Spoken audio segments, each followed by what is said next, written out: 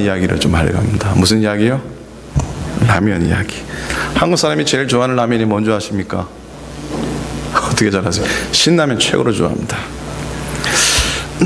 학교 안 가는 날을 제일 행복해하는 우리 막내 기호. 학교 안 가는 날을 제일 행복해하는 우리 막내, 저희 집 막내 기호가 제일 좋아하는 라면이 뭔지 아십니까? 뭐냐면 매일 할로데이 라면. 이해가십니까? 매일 할로데이 라면. 이걸 제일 좋아합니다. 연인들이 제일 좋아하는 라면이 뭔지 아십니까? 너와 함께 라면 제일 좋아한답니다. 자, 그러면 진짜 퀘스천. 예수 믿는 사람, 믿음의 삶을 살아가는 신앙인들이 매일 먹어야 할 라면이 있는데 그 라면이 뭔지 아십니까? 주와 함께 라면이 우리가 날마다 먹어야 될 라면이에요. 무슨 라면이라고요? 주와 함께 라면입니다. 여러분, 날마다 주와 함께 라면을 먹고 드시고 또 드시고 또 드시고 그렇게 믿음의 삶을 꼭 살아가시기를 간절히 부탁을 드립니다. 아멘. 아멘. 그런데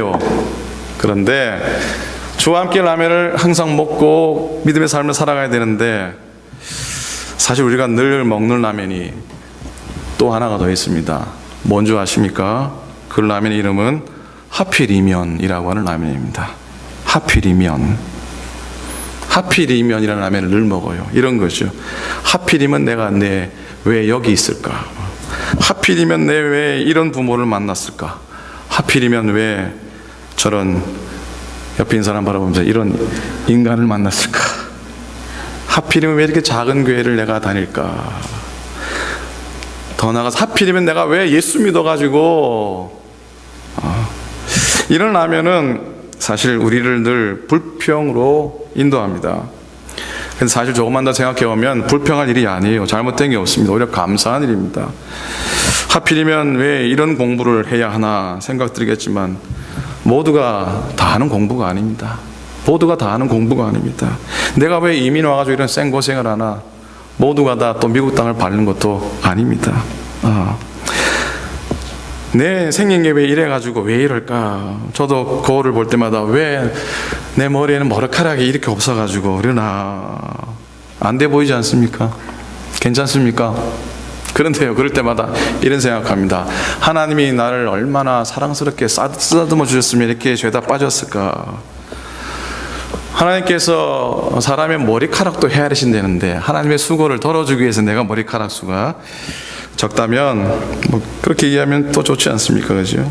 그런 거예요. 자, 하나님의 뜻을 구하며 살려고 하는 사람, 하나님의 뜻을 정한 사람은 하필이면으로 생각되는 것조차도 기꺼이 받아들일 줄 아는 것이죠. 그리고 느끈히 받아들일 수 있어야 하는 것이죠.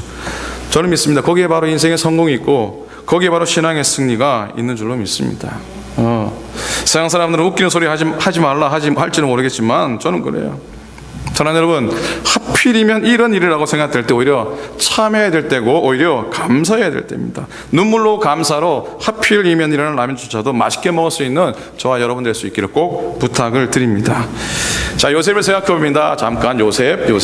자, 요셉은 어찌 보면은 인생 역전의 아이콘이라 여겨진 사람이지요. 자, 요셉이 애굽 총리가 된 것을 우리는 성공으로 생각합니다. 자, 그럼 조금만 더 깊이 들어가면은 요셉에게 총리의 자리가 주어진 것은 하나님께서 이스라엘 백성을 구원하시고자 하는 하나님의 섭리 가운데 있는 것이지 요셉이 총리가 된 그 자체가 성공은 아니라고 하는 겁니다. 보디발의 집에 형들 때문에 팔려가게 됩니다. 보디발의 집에서 노예의 삶을 살면서 이를 부득부득 갈면서 하필이면 왜 나한테 이런 일이 내가 이따위 일을 하고 있을 소냐라고 걸레를 집어던지고 열심히 살지 않았다면 어떻게 했어요? 근데 이 요셉은 그렇게 하지 않았습니다. 걸레를 집을 들고 최선을 다해 살았어요. 정말로 자기의 삶에 이런 고생을 내가 할 거라고 생각지 않았지만 그런 고생 가운데서도 그는 불평하지 않고 최선을 다하며 살았습니다. 이 이야기가 창세기 39장에 나옵니다. 자, 창세기 39장에는 요셉이 그의 삶을 살면서 듣지 못한 한 하나님의 음성이 나오는데, 자, 노예 삶을 사는 요셉에게 그의 인생에 처음으로 이런 말씀이 선포됩니다. 어떤 말씀이냐면 여호와께서 요셉과 함께 하셨다. 여호와께서 그의 범사를 형통케 하셨다라는 것이죠. 자, 이런 형통의 말씀과 함께 하심의 말씀이 요셉이 두 번의 놀라운 꿈을 꾸면서 부모님과 형 앞에서 자랑스럽게 얘기했을 때가 아니었다는 겁니다. 놀라운 건 보디발의 집에 팔려와가지고 노예로 생고생하고 그럼에도 불구하고 최선을 다하며 살았던 그 순간에 하나님의 함께 하심과 형통하심이 선포가 되었습니다. 그 같은 장에는요, 보디발의 아내에 대한 이야기가 나옵니다. 아내의 유혹에 대한 이야기가 나오죠. 자, 보디발의 아내가 아주 예뻤나 봅니다. 자, 이 미세스 보디발이 굉장히 이뻤나 봅니다. 젊은 요셉을 향한 이 여인의 유혹이 참 거셉니다. 중동 지역 여인들이 좀 많이 이쁘지 않습니까? 전혀 동의를 못하겠다는 듯이 내가 더 이쁜데 뭐 이런 것 같아요. 여러분 더 이쁘십니다. 자, 그런데 요셉이 하나님 앞에 서 계신 줄 알고 그 유혹을 뿌리치죠. 내가 하나님 앞에서 어떻게 득죄를 하겠느냐 그러면서 뿌리칩니다. 그런데 그 다음이 문제죠. 뿌리쳤어요. 근데 안타깝게도 그 뿌리침의 결과가 어떻게 됩니까? 요셉이 감옥에 들어가게 됩니다. 그런데도요, 놀랍게도 이 옥중에 있는 요셉에게 아까와 똑같은 말씀이 선포됩니다. 여호와께서 요셉과 함께 하심이라 여호와께서 그를 범사에 형통케 하셨더라 기록하고 있습니다. 참 이거 어떻게 이해됩니까? 어떻게? 노예로 팔려와 몸종으로 사는 게 형통의 삶이라고 생각하십니까? 그런 삶이라고 생각하시려면 손 한번 들어보시기 바랍니다. 내가 노예로 몸종으로 하인으로 어디 가서 이렇게 남 밑에서 정말 사는 게 형통의 삶이라고 받아들이실 수 있겠습니까? 자, 그리고 더더욱이 더 나아가서 옥에 갇힌 형편이에요. 옥에 갇힌 형편이 하나님이 나와 함께 하시는 삶의 상황입니까? 우리는 이걸 어떻게 받아들여야 됩니까? 믿음으로 받아들일 수밖에 없죠. 은혜로 받아들일 수밖에 없죠. 어려운 환경 속에서도 하나님의 함께 하심과 형통케 하심을 고백하고 경험하고 사는 게 진정한 승리고 진정한 성공이라는 얘기입니다. 어려운 거 아닙니다. 그걸 발견하지 못하고 우리는 총리된 것만 갖고 야, 요셉의 인생이 대박이다라고 얘기할 수는 없는 겁니다. 하나님을 살아계신 분으로 내 인생 가운데 모셔드리는 것이 성공이에요. 억울하게 누명을 쓰고 옥에 들어갔는데도 불구하고 이것이 하나님이 나를 내게 보내신 것이라고 믿고 내 인생의 행로의 책임자는 하나님뿐입니다라고 고백하는 것이 인생의 성공인 겁니다. 아무도 아멘을 안 하시네요. 아멘? 아멘으로 고백하기 힘들어도 아멘 안 하는 거죠. 사랑하는 여러분, 예수 그리스도의 십자가 복음을 받아들인다는 건 이 세상에서 기쁨의 이유와 행복의 이유와 웃을 이유를 찾고 있던 그런 사람이 이 세상에서 웃어야 되고 기뻐해야 되고 행복해야 할 이유에 대해서 죽는다는 것을 얘기합니다. 십자가를 붙잡는다는 것은 이 세상에 대해서 죽어버린다고 하는 이야기죠. 마음이 가난해져야 되고 내 영혼이 애통해야 된다는 것이죠.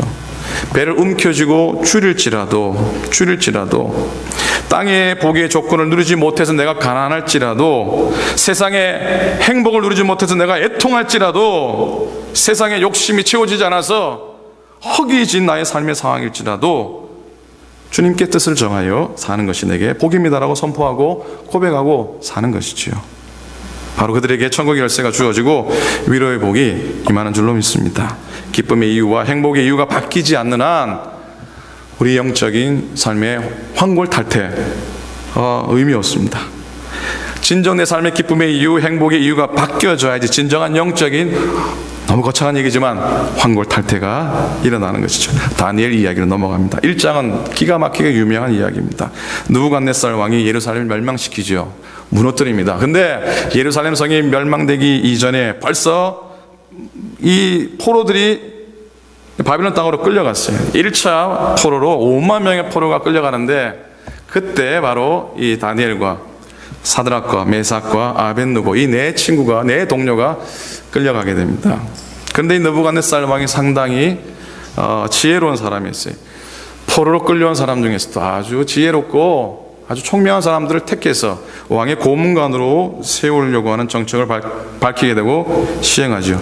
다니엘과 그 세 친구가 발탁이 됩니다. 요즘 말로 하면 풀 스칼라십 받고 루멘볼드 뭐 다 저기 긱사비 다 해가면서 그 당시 최고의 문명, 최고의 학문을 황실의 교육을 받게 됩니다. 근데 오늘 이야기, 오늘 읽은 말씀 속에 보면 그런 가운데 제공되는 왕실의 사내 진미, 포도주를 거절하는 이야기가 나옵니다. 8절에 보시면 뜻을 정하여. 자, 더럽히지 않기 위해서 그것을 거절했다는 이야기죠.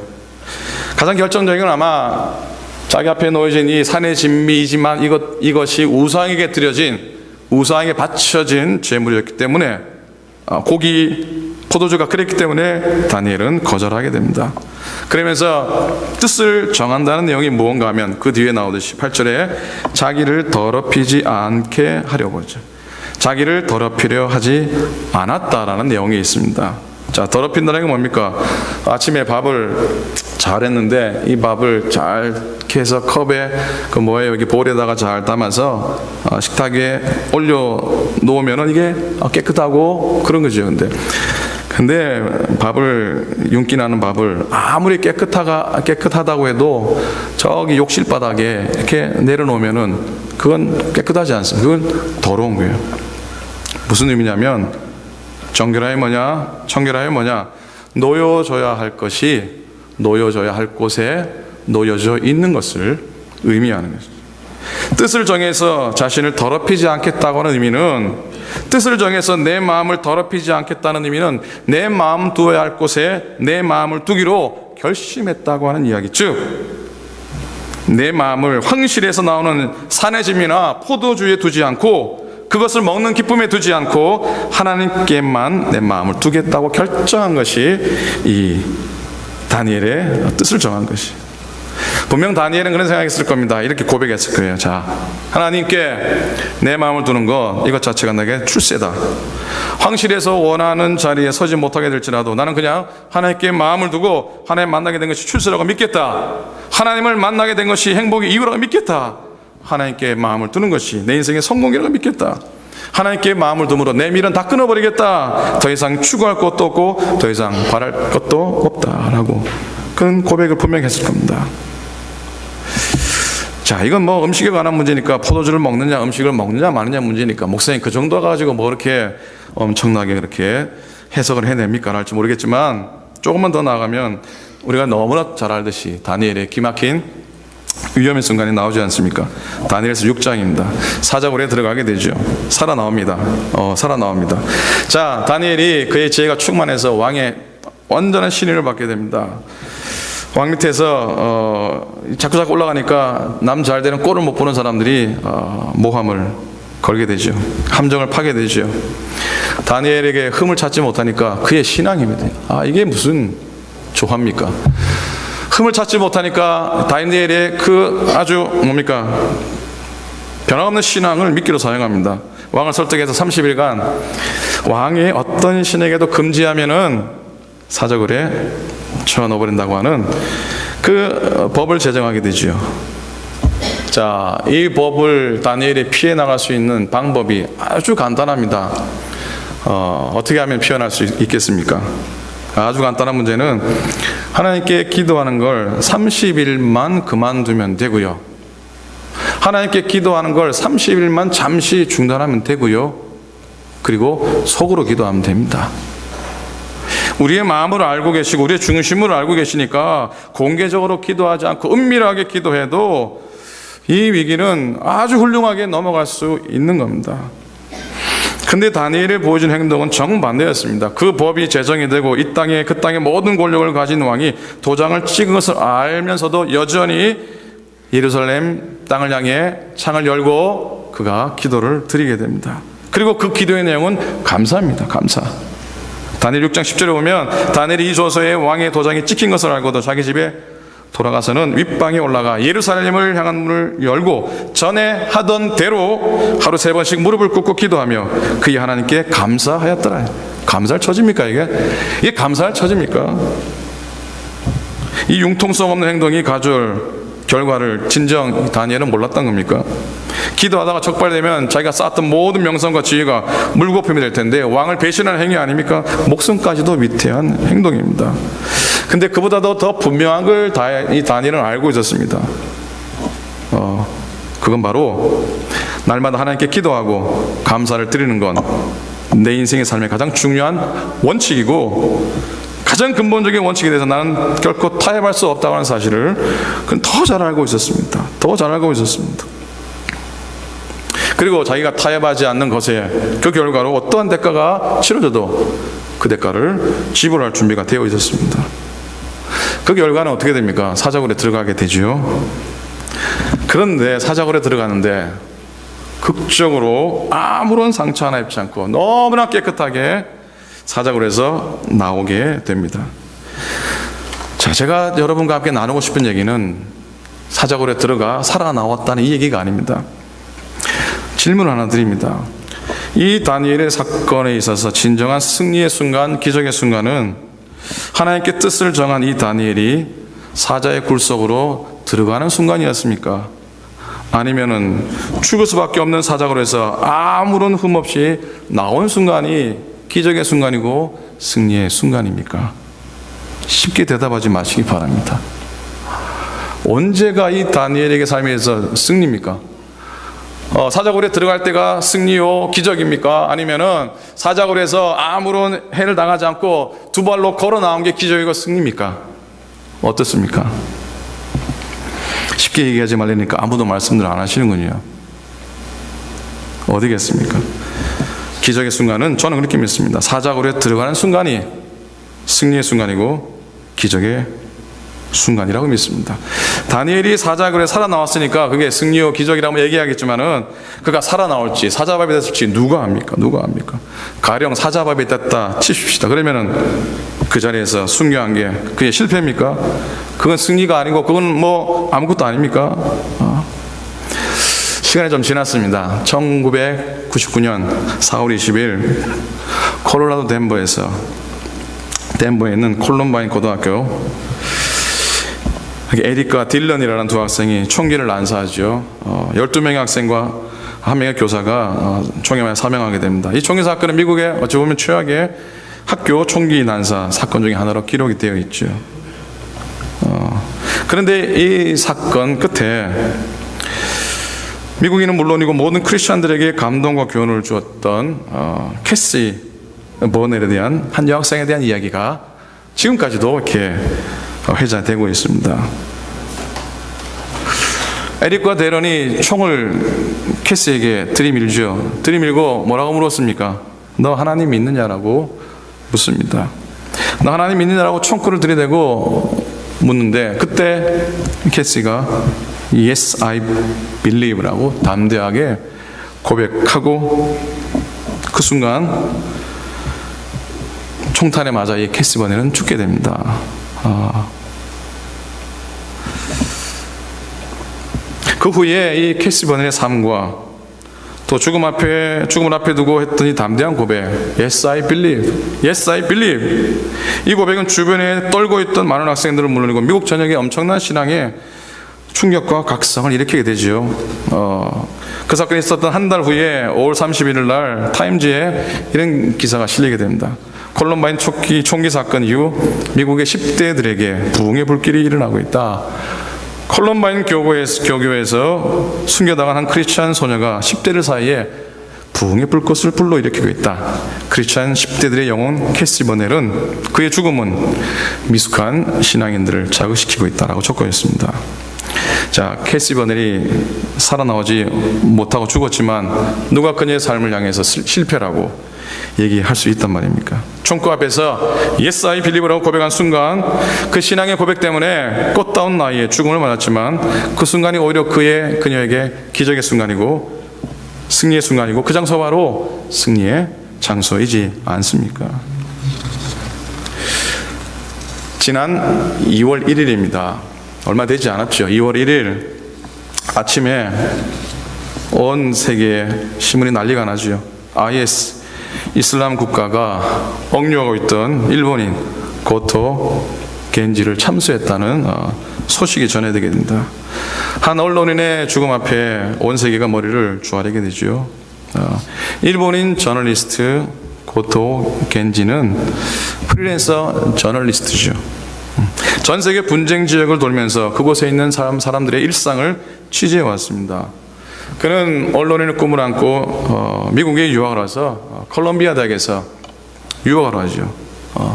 콜롬비아 대학을 마친 다음에 고향으로 일본으로 돌아와서 다큐멘터리 또 TV 프로그램 제작자로 활동하게 됩니다. 그는 혼자서 시에라리온, 저 아프리카 시에라리온, 루안다, 시리아, 아프가니스탄 돌면서 특별히 분쟁 지역의 아이들을 취재하고 아이들의 이야기를 주로 보도하게 됩니다. 지난해 10월입니다. 얼마 되지 않았죠. 지난해 10월에 이슬람 순위파 무장 세력인 이슬람 국가 IS 거점인 시리아로 들어가게 됩니다. 홀로. 이유는 간단합니다. IS가 장악한 지역에 보통 사람들이 사는 삶의 모습을 들여다보고 알리고 싶어 했습니다. 근데 그것이 그의 마지막이었죠. IS가 그를 인질로 잡게 됩니다. 그리고 처음에는 그에게 몸값을 요구하죠. 나중엔 이슬람 국가 여성 테러리스트의 막교환을 요구하게 됩니다. 그러나 성사되지 않고 1월 31일 IS는 고토 겐지의 참수 장면을 담은 영상을 공개하게 되고 그는 끝내 이 땅에서 마지막을 보내게 됩니다. 그는 저널리스트로 본격적으로 활동한 이듬해 1997년에 기독교 신앙의 두 발을 들여놓습니다. 신앙의 삶을 시작하게 됩니다. 분쟁 지역의 어린아이들에게서 그 관심을 갖게 됩니다. 특별히 그가 이런 책을 쓰죠. 우리는 다이아몬드가 아닌 평화를 원한다. 소년병 무리아의 고백이라는 책을 통해서 시에라리온의 그 소년병들, 어린 그 아이들에게 총기를 주고 뭐 이런 그런 것들을 고발하면서 취재를 하게 됩니다. 그런 위험천만한 현장을 누비면서 이런 고백을 했답니다. 난 끔찍한 장면을 목격하기도 했고 때론 목숨을 잃을 위험에 처하기도 했습니다.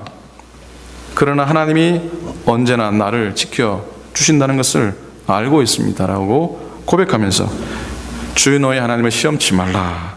누가복음 말씀을 인용하면서 온갖 위협들과 맞서 왔다고 합니다. 지난 10월 시리아로 떠나기 직전에 한 인터뷰에서 이 고토 겐지 씨는 이번이 제일 위험할지도 모릅니다라고 고백합니다. 그러나 이어지는 인터뷰에서 만약 내가 취재하다가 목숨을 잃어버리면 누구에게도 병간호를 받지 못하고 죽는 건 슬픈 일이라고 생각이 됩니다. 그래서 천국에서 아버지 되신 주 예수님이 맞아주신다고 생각하면 슬프지 않겠다라는 생각을 하면서 이렇게 들어갑니다라고 고백을 하게 됩니다. 이 고토 겐지를 그 얼마 전에 인터뷰했던 한 일본인 기자가 이런 글을 적고 있습니다. 고토 씨는 크리스천입니까? 라고 물었을 때 그 물었을 때를 생각합니다. 저는 그때 그는 그렇습니다. 전 불경건한 크리스천입니다. 부끄러운 듯이 그렇게 웃으면서 말했던 그의 모습이 떠오릅니다. 고토 겐지 씨, 당신은 불경건한 크리스천이 아닙니다. 훌륭한 저널리스트이면서 훌륭한 크리스천입니다. 우리들은 당신을 자랑스럽게 생각합니다. 사람이 친구를 위하여 자기 목숨을 버리면 이에서 더 큰 사랑이 없나니, 그렇게 적어주고 있습니다. 여러분, 정말입니다. 진짜입니다. 다니엘에게 진짜 승리와 기적은 사자굴 속으로 들어가는 순간이에요. 사자밥이 되어 죽는 것도 축복이라는 것입니다. 주님께 뜻을 정했기 때문에 총탄에 쓰러져간 캐시 버넬도, IS에 의해 참수당한 고토 겐지도, 하나님의 뜻을 정했기 때문에 돌에 맞아 치유를 맞았던 스테반도 오히려 축복의 현장에서 죽음을 맞이하게 된 것입니다. 여러분, 사랑하는 여러분, 하나님께만 마음을 두기로 결심하고 하나님께만 마음을 두기로 그 뜻을 정한다는 건 더 이상 이 세상에는 기쁨과 행복의 이유가 없습니다. 내 기쁨과 행복은 오직 하나님께로부터만 나옵니다라는 사실을 인정하는 거예요. 주와 함께 라면에 삶의 은혜로 다니엘이 황제 인정을 받고 정말 복을 누린 것도 참으로 대단한 일이지만은 하필이면 왕의 식탁을 거절할 수밖에 없었지만 결국 자기의 신앙을 지켜내었던 다니엘, 하필이면 사자의 밥이 되어서 죽을 수밖에 없는 순간이었지만 그래도 불구하고 감사의 기도를 드릴 수 있었던 다니엘, 그가 진짜로 하나님께 뜻을 정한 사람인 것입니다. 우리도 그리 살았으면 좋겠습니다. 뜻을 정하고 난 뒤에 하나님이 이 땅에서 나의 삶을 어떻게 인도하실지는 하나님께 맡기는 거예요. 하나님께 내가 마음을 두는 것, 이것이 출세요, 이것이 대박인 줄로 믿습니다. 나 같은 사람이 하나님 만나게 된 것, 나 같은 죄인이 하나님의 자녀가 된 것, 부족하고 모자라지만 내 마음을 그분께 드릴 수 있다는 것, 하나님께 내 뜻을 드릴 수 있고 뜻을 정할 수 있다는 것, 그것이 진정한 축복이요, 진정한 승리요, 진정한 성공입니다. 사랑하는 여러분, 하나님께 마음을 두는 것이 진정 인생의 승리요, 성공입니다. 아멘. 기도하겠습니다. 우리 한번 오늘 주신 말씀 묵상하면서 기도했으면 좋겠습니다. 다니엘의 모습도 생각하고, 한 번도 만난 적도 없고 잘 모르지만 고토 겐지라고 한 이 분도 한번 생각해보고, 또 요셉의 삶도 돌아보고, 또 우리들의 부족한 모습 돌아보면서 정말로 참 기쁨과 참 행복의 이유가 세상에만 있고 우리의 신앙 하나님께 두지 않고 살아가는 나의 모습 아닌가 돌아보았으면 좋겠습니다. 하나님께 마음을 드립니다. 하나님께 내 뜻을 두기로 또 마음을 한번 작정해보고 또 감사하고 어려움 속에서도 힘든 속에서도 또 주만 의지하며 서겠습니다. 이왕이면 우리 제단 위에 기도해 주시고, 우리가 섬기는 이 제단이 비록 작지만 하필이면 왜 하나님이 나를 작은 교회에 인도하셨을까, 그런 마음이 아니라 이곳에서 하나님이 나를 통해 이루시고자 하시는 하나님 불러오신 뜻이 분명히 있다라고 믿으며 함께 나간다면 하나님이 크게 세워 주실 것입니다. 그런 믿음을 한번 한 1분 정도 묵상하면서 작은 소리로 함께 결단의 기도 올려드리겠습니다. 기도하겠습니다.